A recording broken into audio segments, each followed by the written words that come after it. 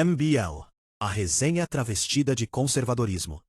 Existe um fenômeno recorrente na política brasileira que merece análise mais cuidadosa do que normalmente recebe. A capacidade de movimentos liberais e libertários de se apresentarem como alternativa conservadora enquanto operam em registros completamente diferentes. O Movimento Brasil Livre é talvez o exemplo mais paradigmático dessa contradição. E sua trajetória oferece lições valiosas não apenas sobre política, mas sobre como narrativas poderosas conseguem ocupar espaços que não lhes pertencem naturalmente. O MBL emergiu no Brasil em torno de 2014, originalmente como um movimento de rua mobilizador contra o governo Dilma. Sua composição inicial era heterogênea, mas sua mensagem era clara: rejeição ao Estado grande, à corrupção governamental e ao que identificava como um projeto de esquerda totalitário. A mensagem ressoou, particularmente entre jovens urbanos e classes médias que se sentiam politicamente órfãos. Naquele contexto, o movimento capturou um espaço político importante, oferecendo-se como alternativa àqueles que não se viam completamente representados pela direita tradicional. O problema fundamental, e que se revela com crescente clareza ao longo dos anos, é que o MBL nunca foi realmente conservador, apesar de frequentemente ocupar esse espaço retoricamente. Conservadorismo, em seu sentido mais profundo e filosoficamente coerente, não é simplesmente a negação do socialismo ou a defesa de um Estado menor. Conservadorismo é uma posição sobre como preservar aquilo que funciona, que é válido, que carrega valor histórico e cultural acumulado. É uma filosofia de prudência, de respeito às tradições que se provaram sábias, de ceticismo em relação às grandes utopias transformadoras, independentemente de sua cor política. O liberalismo, particularmente em sua versão libertária, não é necessariamente incompatível com o conservadorismo, mas persegue objetivos diferentes. Liberalismo é fundamentalmente sobre liberdade individual e expansão das possibilidades de escolha. Quando essas escolhas incluem a dissolução de estruturas tradicionais que liberais consideram opressivas, o liberalismo e o conservadorismo entram em conflito direto. O MBL, ao longo de sua existência, demonstrou estar alinhado com essa versão liberalizante, mesmo quando a embrulhava em retórica conservadora. Sua defesa consistente de causas progressistas envolvidas em linguagem de liberdade individual, sua aparente indiferença em relação a questões que preocupam conservadores genuínos e sua lógica utilitarista ao avaliar questões morais e sociais revelam uma máscara que não se sustenta sob escrutínio. Considere a questão das relações de gênero e da estrutura familiar. Um conservador genuíno, preocupado em preservar instituições que se provaram centrais para a estabilidade social e para a formação de indivíduos saudáveis, veria a desintegração da família nuclear como um problema que demanda reflexão cuidadosa. Não necessariamente rejeição absoluta a mudanças, mas prudência e respeito pelo que foi acumulado através de séculos. O MBL, por sua vez, frequentemente subsume essas questões sob a lógica de liberdade individual e igualdade de direitos, que, embora compreensível como posição política, não é realmente uma posição conservadora. É uma posição liberal que se veste com cores que tomou emprestado do conservadorismo. O que torna isso particularmente interessante é que essa confusão de identidades não é acidental, é estratégico. O MBL conquistou seu espaço político precisamente porque conseguiu manter uma ambiguidade útil. Conservador o suficiente para atrair aqueles fatigados com a esquerda, liberal o suficiente para manter a mobilização cultural progressista. Essa é uma posição politicamente lucrativa, pelo menos no curto e médio prazo.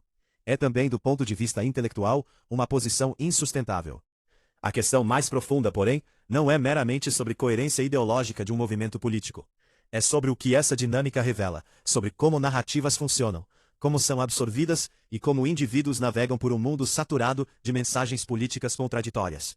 Este é o ponto onde princípios de Red Pill, MGTOW e estoicismo oferecem perspectivas valiosas. O conceito de Red Pill, em seu sentido mais generoso e intelectualmente honesto, refere-se a um processo de despertar para dinâmicas de poder que operavam de forma invisível ou negada. Na política, é reconhecer que movimentos não são impulsionados meramente por ideia, mas por interesses materiais, que narrativas são construídas para servir fins específicos, e que figuras públicas frequentemente assumem personagens que não correspondem integralmente às suas convicções reais. O MBL oferece um estudo de caso perfeito dessa dinâmica. Seus líderes mais proeminentes frequentemente se movimentam com fluidez entre posições, ajustando discursos conforme a audiência ou o contexto político do momento. Isso não é necessariamente desonestidade proposital. Pode ser simplesmente a realidade de como movimentos políticos funcionam. Mas é iluminador perceber. Há uma libertação intelectual em reconhecer que movimentos políticos que se apresentam como salvadores ou soluções para problemas fundamentais, geralmente estão primariamente preocupados com conquistar poder e influência. Isso não é cinismo desabusado, é realismo. Uma vez que você vê essa dinâmica operando, é impossível não vê-la em toda parte. E ao reconhecê-la, você se liberta de uma dependência psicológica de salvadores políticos. Este é talvez o insight mais valioso que Red Pill oferece. A compreensão de que estruturas de poder, nas quais você não participa diretamente, não vão resolver seus problemas existenciais. Por mais que pareça atraente imaginar que vão. Aqui entra MGTOW, frequentemente mal interpretado como simples misoginia, mas em seu sentido mais fundamental, refere-se a uma posição de independência em relação a estruturas que não servem aos seus interesses reais.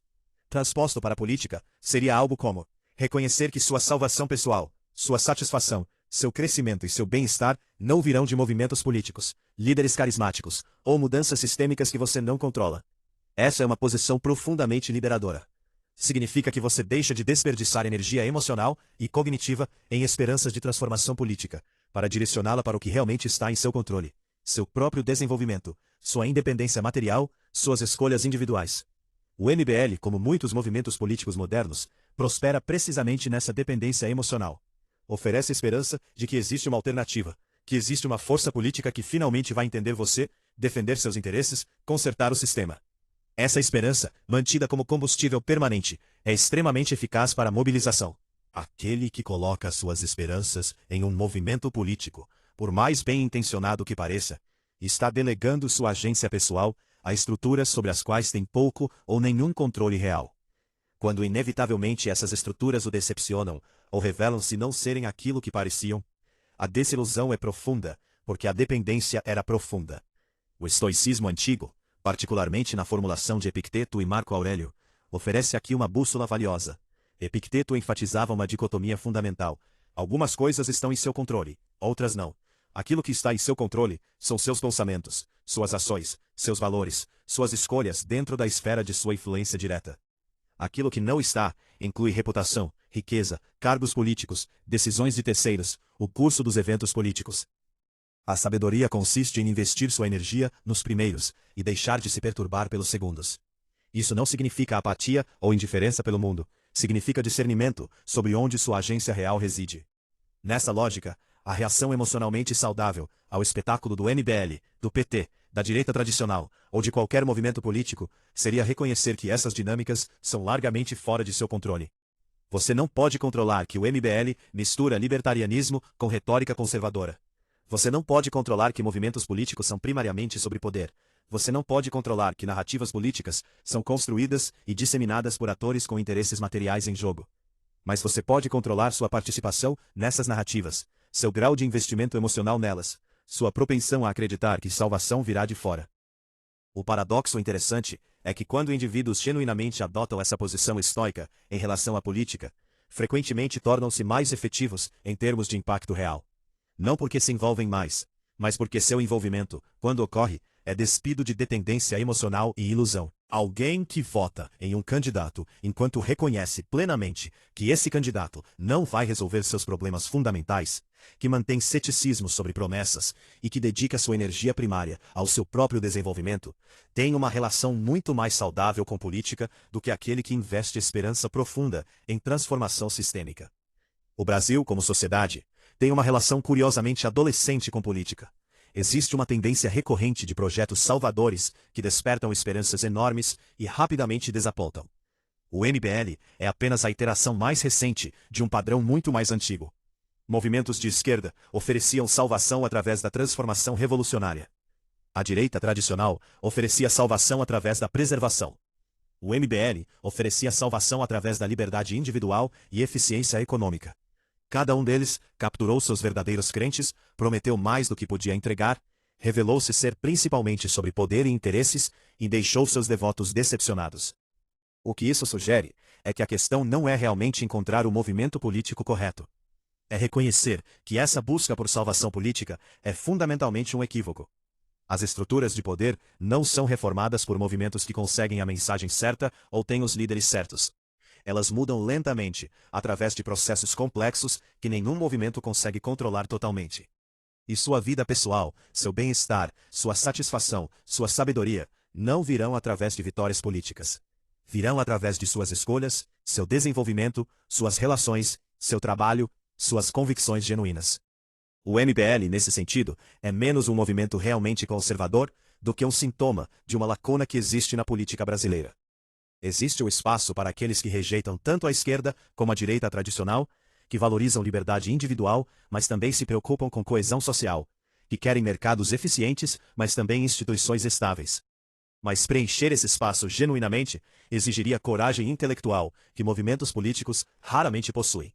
Exigiria admitir que liberdade individual e coesão social algumas vezes entram em conflito real, que nem todos os problemas sociais têm soluções liberais, que nem todas as tradições devem ser preservadas. Exigiria nuance, modéstia sobre o que política pode alcançar, e rejeição dos apelos ao poder que sustentam movimentos políticos. O MBL mantém a ambiguidade porque a ambiguidade é politicamente lucrativa. Conservadores genuínos que ingressam nele eventualmente descobrem que seus valores mais profundos não são realmente prioridade. Libertários descobrem que o movimento frequentemente recua de suas posições mais radicais, quando elas se tornam politicamente inconvenientes. Jovens que buscam alternativa ao status quo descobrem que o movimento é primariamente sobre política de elite, sobre poder e influência dentro de estruturas existentes, não sobre transformação real. Isso não é particularmente surpreendente ou deplorável. É a realidade de como movimentos políticos funcionam. É estrutural, não pessoal. Esperar que um movimento político seja diferente é misunderstand fundamentalmente a natureza de movimentos políticos. O que é surpreendente e talvez deplorável é a propensão a continuar depositando esperanças profundas nessas estruturas. A continuar acreditando que dessa vez será diferente. Que esse movimento realmente entenderá. Que essa liderança realmente se preocupa. A posição madura que Red Pill oferece como despertar, que MGTOW oferece como independência, e que estoicismo oferece como sabedoria prática, é reconhecer essa realidade e assim se libertar de ser movido por ela emocionalmente. Você pode votar, pode participar de processos políticos, pode comunicar suas posições e valores. Mas você faz isso enquanto reconhece plenamente que salvação não virá de fora, que estruturas políticas serão sempre primariamente sobre poder, que aquilo que realmente importa para a sua vida está em suas mãos. O MBL, visto dessa perspectiva, é menos um movimento político importante do que um espelho útil para refletir sobre como navegamos discurso público. Como narrativas nos capturam, como depositamos agência em estruturas que não a merecem. É uma lição valiosa para qualquer um que está aprendendo a pensar criticamente sobre política e poder, que é, fundamentalmente, uma habilidade adulta essencial. Quando você para de esperar que movimentos políticos resolvam seus problemas e seus conflitos internos, quando você reconhece que a resenha é resenha independente do que ela pretende ser, quando você investe sua energia primária em seu próprio desenvolvimento, suas escolhas, suas virtudes, sua compreensão da realidade, você deixa a adolescência política. Não porque você se torna apolítico ou indiferente, mas porque sua relação com política se torna alinhada com a realidade em vez de com ilusão. O MBL, nesse sentido, é apenas um professor entre muitos, ensinando uma lição que cada geração parece precisar aprender por si mesma. Que salvação de fora não existe, e a verdadeira liberdade começa quando você para de esperar que exista.